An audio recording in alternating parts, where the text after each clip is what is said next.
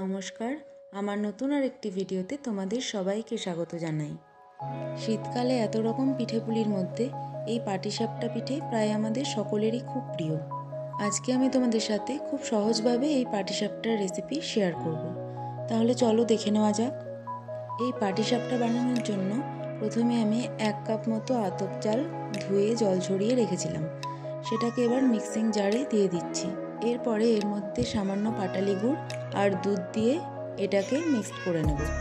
পাটিসাপটার গোলা দুই রকমভাবে করা যায়, কেউ এটাকে চিনি দিয়ে করে, আবার কেউ কেউ গুড় দিয়ে। যেহেতু এখন শীতকাল, তাই আমি এখানে পাটালি গুড় ব্যবহার করেছি। তার কারণ শীতকালে সব রকমের পিঠে এই নতুন গুড় দিয়ে খেতেই বেশি ভালো লাগে। সবটা ভালোভাবে মিক্সড করা হয়ে গেছে। এবারে এটা একটা বাটির মধ্যে আমি ঢেলে নিচ্ছি।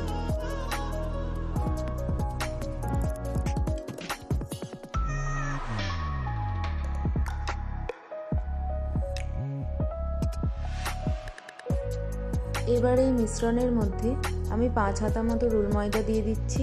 তোমরা যে পরিমাণে বানাবে সেই পরিমাণ অনুযায়ী এখানে ময়দা ব্যবহার করবে। এবার সবটাকে খুব ভালোভাবে গুলিয়ে নিতে হবে, যাতে এর মধ্যে কোনো রকম দলা না থাকে। মিশ্রণটা ভালোভাবে গুলিয়ে নিয়েছি। এর থিকনেসটা ঠিক এরকম হবে। এবারে এটা আমি কিছুক্ষণ ঢাকা দিয়ে রেখে দেব। ততক্ষণে আমি পাটিসাপটার পুরটা বানিয়ে নেব। পুর বানাবার জন্য এখানে আমি কিছুটা পরিমাণে চাঁছি নিয়েছি, আর তার মধ্যে পরিমাণ মতো পাটালি গুড় আর সামান্য নারকেল কোড়া দিয়ে দিচ্ছি। এরপর এটাকে খুব ভালোভাবে পাক দিয়ে নেব।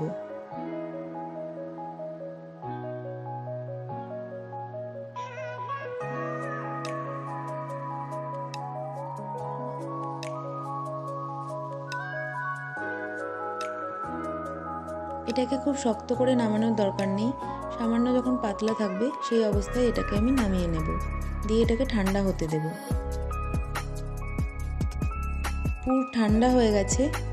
এবার তখন যে ব্যাটারটা গুলে রেখেছিলাম সেটা এখানে 1 হাতা মতো দিয়ে একটু ছড়িয়ে দেব। এবার এটাকে কিছুক্ষণ হতে দেব। এরপর এর কালারটা চেঞ্জ হতে থাকলে, অর্থাৎ এক পিঠ ভালোভাবে ভাজা হয়ে গেলে এর মধ্যে পুরটা দিয়ে এটাকে এভাবে রোল করে দেব। এরপর রোল করা হয়ে গেলে এর উপরে সামান্য ঘি ব্রাশ করে দেব। আমি এখানে চামচ দিয়ে ঘিটা দিয়েছি, তোমরা চাইলে ব্রাশও ব্যবহার করতে পারো।